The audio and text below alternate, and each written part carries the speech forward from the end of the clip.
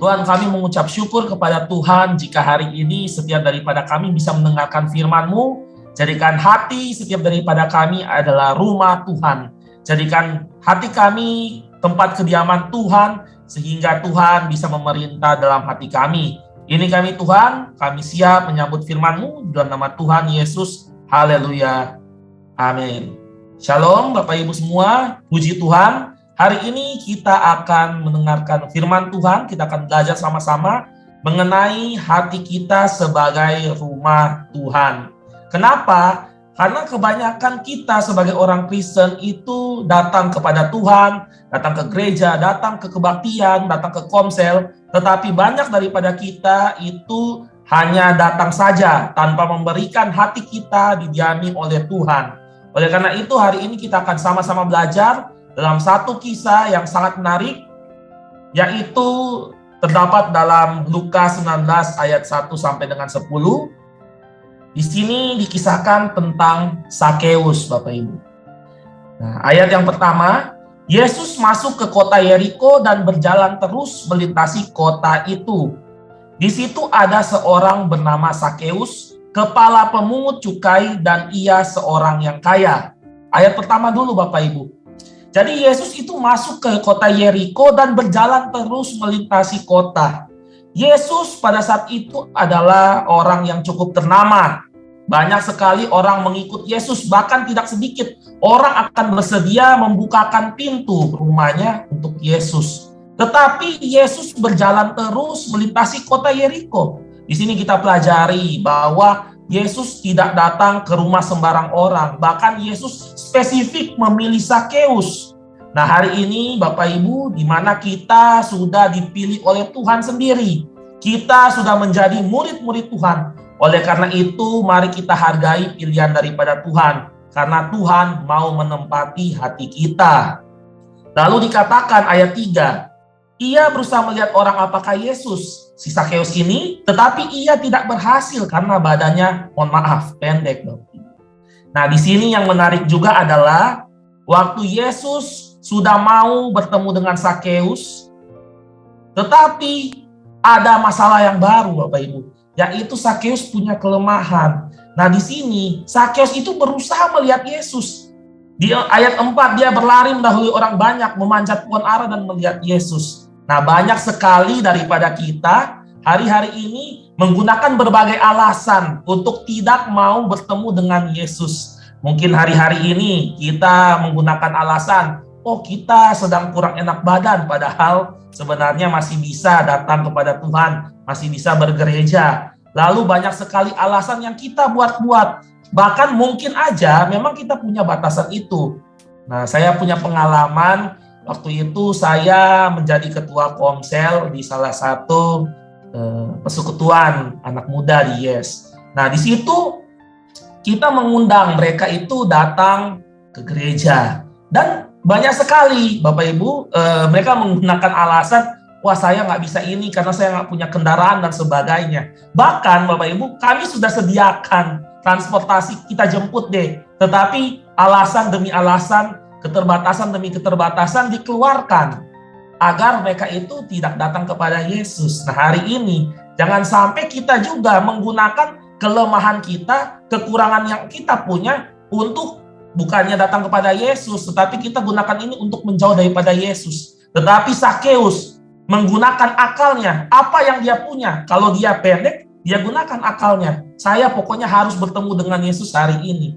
Dan betul, dengan memanjat pohon ara, setelah menggunakan akalnya, akhirnya Sakeus bisa bertemu dengan Yesus. Lalu yang ada hal yang menarik lainnya, Bapak Ibu, yaitu pada ayat yang ke-5. Ketika Yesus sampai ke tempat itu, ia melihat ke atas dan berkata, Sakeus, segeralah turun, sebab hari ini aku harus menumpang di rumahmu. Puji Tuhan. Ini hal yang luar biasa. Ternyata bukan hanya Sakeus yang ingin bertemu dengan Yesus, Bapak Ibu, tetapi Yesus sendiri pun punya kerinduan yang sama untuk bertemu dengan Sakeus dan mau tinggal di rumah Sakeus. Hari ini juga sama, Bapak Ibu. Hari ini Yesus punya kerinduan yang sangat besar untuk menjadikan hati kita sebagai rumah tempat Dia tinggal. Tetapi apakah kita punya respon seperti Sakeus? Di ayat 6, lalu Sakeus segera turun dan menerima Yesus dengan sukacita. Banyak sekali orang waktu mau bertemu dengan Yesus, dipersilakan, diberikan kesempatan untuk bertemu dengan Yesus. Mungkin lewat kebaktian, mungkin lewat persekutuan, apapun itu. Tetapi mereka nggak suka cita. Mungkin ada pasangan suami istri, ya istrinya kurang sreg untuk ibadah, malas-malasan. Akhirnya waktu datang ke gereja, sang suami mungkin mukanya antusias, sukacita, tetapi sang istri mungkin mukanya agak muram. Hari ini, baik dalam keluarga, mungkin di dalam pekerjaan, mari kita sama-sama datang kepada Yesus dengan sukacita. Jangan gunakan alasan apapun, kelemahan apapun, bahkan jangan jadikan keluarga kita untuk menghalang datang kepada Yesus. Nah, lalu kita lihat yang terakhir, apa yang terjadi dengan Sakeus setelah dia mempersilahkan Yesus untuk tinggal di rumahnya. Dalam hal ini kita akan pelajari apa akibatnya kalau kita mempersilahkan Yesus tinggal di hati kita. Kita lihat bersama, yaitu pada ayatnya yang ke-6. Kita baca bersama. Lalu Sakeus segera turun menerima Yesus dengan sukacita, tetapi semua orang yang melihat hal itu bersungut-sungut. Katanya, ia menumpang di rumah orang berdosa. Nah, ada satu hal lagi yang bisa kita pelajari waktu Sakeus mempersilakan Yesus masuk ke rumahnya, yaitu bukan dia cuma antusias, bukan cuma dia sukacita, tetapi awalnya Sakeus yang sukacitanya itu bersumber dari hal-hal yang materi. Seperti yang kita tahu, Sakeus adalah pemungut cukai, Bapak Ibu. Pemungut cukai itu akan sangat happy waktu dia cuan. Waktu dia berhasil memungut upeti atau pajak daripada penduduk yang ada di saat itu. Nah, tetapi Sakeus hari itu happy-nya itu lain sumbernya. Happy-nya waktu Yesus mau tinggal di rumahnya dia. Nah, hari ini juga sama. Waktu kita sudah mempersilahkan Yesus masuk ke dalam hati kita, sumber sukacita kita itu akan berubah, Bapak Ibu. Sumber kita jangan duniawi lagi, tetapi akan berubah menjadi hal-hal yang bersifat kekal, hal-hal yang bersifat rohani. Mungkin dulunya datang ke gereja penuh keluh kesah, datang ke gereja saat ini akan dengan sukacita. Dulunya ogah-ogahan datang ke komsel, saat ini berubah mungkin menjadi dia yang mempersilakan rumahnya menjadi tempat komsel. Lalu kita lihat hal lain yang terjadi pada Sakeus setelah dia menerima Yesus ke dalam rumahnya. Ayatnya ke-8, tetapi Sakeus berdiri dan berkata kepada Tuhan, Tuhan, setengah dari milikku akan kuberikan kepada orang miskin, dan sekiranya ada sesuatu yang kuperas dari seseorang, akan kukembalikan 4 kali lipat. Nah ini Bapak Ibu, ini yang saya bilang terjadi perubahan dalam hidup seseorang jika dia sudah menerima Yesus dalam hidupnya. Awalnya Sakeus itu menjadi kutuk bagi orang lain. Orang melihat Sakeus, orang ini benar-benar, dia ini padahal bangsa sendiri, masih sempat-sempatnya dia itu ngambil upeti, setelah itu dinaikkan juga nilai pajaknya. Tetapi pada saat itu Sakeus berkata, setengah dari milikku kuberikan pada orang miskin, dan apa yang kuperas kukembalikan semua 4 kali lipat. Artinya apa? Sakeus itu berubah dari awalnya kutuk, dari awalnya menjadi batu sandungan bagi orang. Pada saat ini dia berubah menjadi berkat bagi orang lain. Nah hari ini juga sama. Waktu kita mengizinkan Yesus menjadikan hati kita sebagai rumah daripada Tuhan sendiri, saya percaya bahwa kita yang mungkin di mata orang lain adalah, aduh ini kalau kita ketemu orang ini kita lebih baik menghindar. Kita lebih baik jauh-jauh daripada dia. Karena kita ini gak suka cita ketemu dia. Karena dia ini selalu menjadi batu sandungan. Dia ini bukan menjadi berkat, tetapi kita akan diubahkan menjadi berkat bagi orang lain. Bahkan kita dikatakan kita adalah garam dan terang dunia. Kalau kita tidak menjadi berkat bagi orang lain, bagaimana orang bisa melihat terang dan garam dalam hidup kita? Oleh karena itu, mari kita izinkan Yesus tinggal dalam hati kita. Dan mulai saat ini, kita akan menjadi berkat bagi orang lain. Haleluya. Lalu poin yang terakhir, apa yang terjadi dengan Sakeus setelah dia mengizinkan Yesus masuk ke rumahnya? Kata Yesus kepadanya, hari ini telah terjadi keselamatan kepada rumah ini. Karena orang ini pun anak Abraham. Ayat 10, sebab anak manusia datang untuk mencari dan menyelamatkan yang hilang. Puji Tuhan. Apa yang terjadi dengan Sakeus setelah dia menerima Yesus ke rumahnya? Yaitu Sakeus ditolong Tuhan. Sakeus diselamatkan oleh Tuhan. Nah, saya ada satu kesaksian, Bapak Ibu, di mana saya hampir bulan lalu itu mengalami yang namanya dalam ginjal saya ada batu ginjal. Hari Jumat saya mengalaminya, kejadian itu sakit tetapi hilang.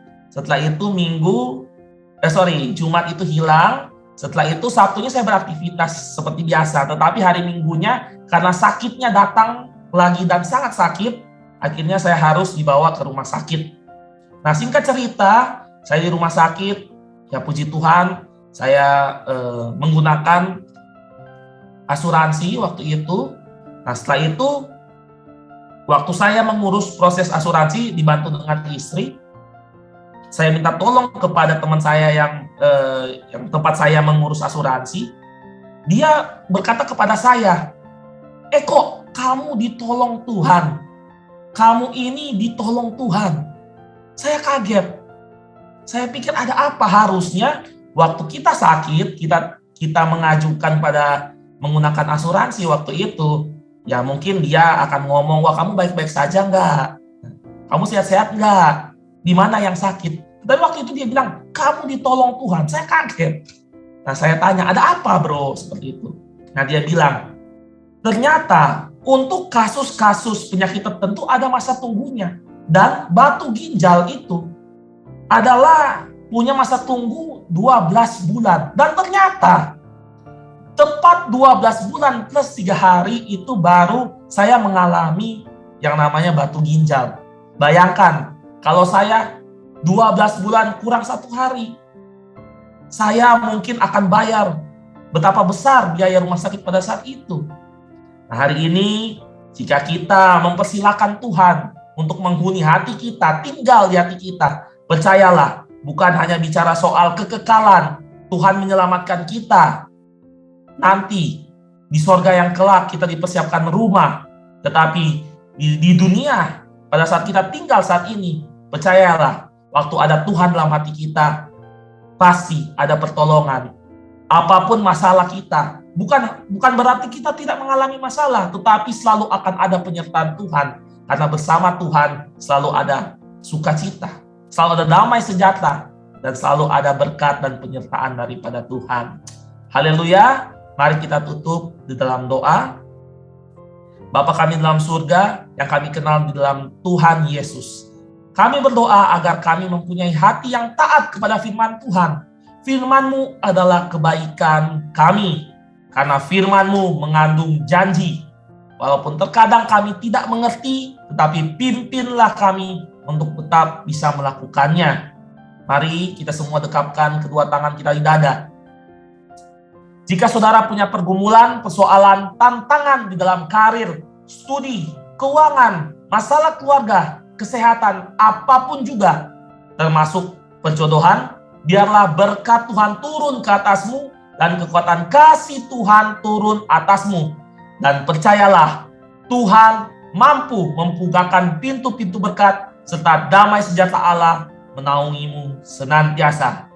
Saudara yang terkasih, jikalau ada yang sakit, mari tumpangkan tanganmu di bagian yang sakit, supaya menjadi sembuh di dalam nama Tuhan Yesus Kristus. Haleluya. Amin. Jika saudara masih membutuhkan pelayanan doa dan konseling, silakan hubungi nomor di bawah ini. Tuhan Yesus memberkati.